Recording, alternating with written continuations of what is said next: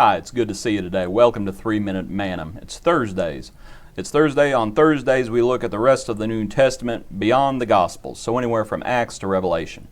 Today, we're going to look at Acts 17, verse 23. In Acts 17, Paul is in Athens, and he is there at the Pantheon, if you will. Verse 22, it says, Paul stood in the midst of the Areopagus, and he says, I perceive that in all things you are very religious, for as I was passing through and considering the objects of your worship, I even found an altar with this inscription, to the unknown God. Therefore the one whom you worship without knowing, him I proclaim to you. And he would go on and talk about the unknown God, the one they did not know. The one I want to talk about today is the known God.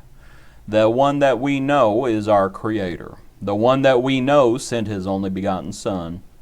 The one that we know has thoroughly furnished us unto every good work. The one that we know cares for us, and therefore we cast all of our cares upon Him. It is sad that today, even in those who call themselves Christians, that a lot of times when you look at their heart is almost like a pantheon. And they have this great big God that they worship on Sunday. But then they also have a whole lot of other gods, a whole lot of lesser gods, although I would argue that they don't even treat them like lesser gods. But they have this pantheon, and as long as everything is in the right place, they think they're being very religious. They have this idea that seek first the kingdom means that as long as you worship God first, and then everything else falls in its place, second, third, fourth, that's what the Lord wants. That's not what the Lord wants. There is not one greater God and a whole bunch of lesser gods, but that's what a lot of people think. So you ask yourself, well, what are the lesser gods? It's not the Diana, it's not the Molechs, it's not all those pagan gods of times past. The lesser gods that people worship today, they'll put family before God. Or maybe they'll put work before God. Or maybe they'll put stuff before God, whether it's leisure, whether it's recreation, whether it's hobbies, whatever it is.